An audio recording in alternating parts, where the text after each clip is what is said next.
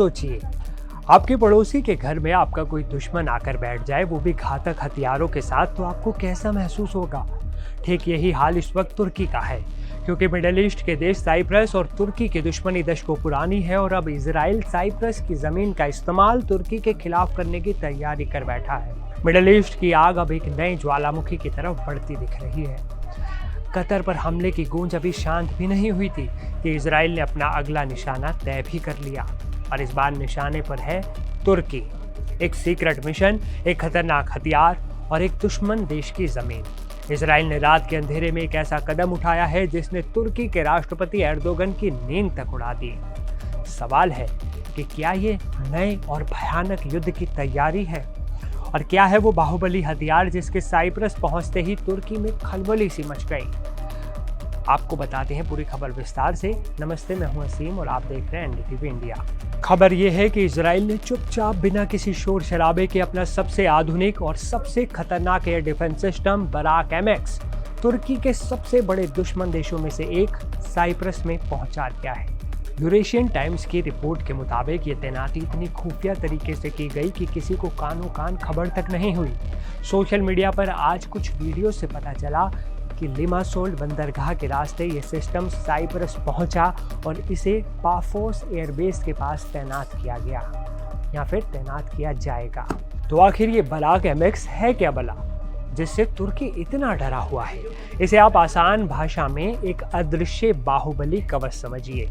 ये सिर्फ एक मिसाइल नहीं बल्कि एक पूरा डिफेंस सिस्टम है जिसे इजराइल की कंपनी ने बनाया है। इसकी खासियत समझिए, मल्टी टारगेट हंटर। ये एक ही समय में लड़ाकू जेट, हेलीकॉप्टर, ड्रोन और खतरनाक क्रूज मिसाइल सबको एक साथ निशाना बनाकर हवा में ही तबाह कर सकता है। जी हाँ, दूसरे इसकी खासियत लंबी रेंज। 150 किलोमीटर दूर से ही अपने दुश्मन को पहचान कर उसे खत्म कर सकता है, यानी तुर्की के कई एयरबेस अब इसकी सीधी जद में हैं। तीसरा पॉइंट, बहुस्तरीय सुरक्षा। इसमें छोटी, मध्यम और लंबी दूरी की मिसाइलें होती हैं, मतलब कोई भी खतरा किसी भी ऊंचाई से आए बचना नामुमकिन है। बराक एमएक्स की ताकत तो आपने देख ली, लेकिन तुर्की की असली चिंता की वजह है इतिहास। साल 1974 में तुर्की ने साइप्रस के उत्तरी हिस्से पर कब्जा कर लिया था। तभी से दोनों देशों के बीच दुश्मनी है। तुर्की इस इलाके में किसी भी विदेशी हथियार की तैनाती को अपने लिए खतरा मानता है। आपको याद दिला दूं, 1997 में जब रूस ने साइप्रस को S-300 मिसाइल सिस्टम देने की कोशिश की थी, तब भी तुर्की ने युद्ध की धमकी दे दी थी। और अब एक्सपर्ट्स का कहना है कि ये बराक एमएक्स सिस्टम तो S-300 से भी कई गुना ज्यादा खतरनाक और घातक है। हाल के दिनों में एर्दोगन और नेतन्याहू के बीच जो तीखी बयानबाजी हुई, ये तैनाती उस आग में घी डालने का काम कर रही है। सवाल वही है, क्या ये वाकई एक नए युद्ध की आहट है? क्या इजराइल तुर्की को घेरने के लिए साइप्रस को एक मिलिट्री बेस बना रहा है, या फिर ये सिर्फ एक पावर प्ले है? एर्दोगन पर दबाव बनाने की एक खतरनाक रणनीति है क्या ये तैनाती मिडिल ईस्ट के समीकरण को हमेशा के लिए बदल भी सकती है।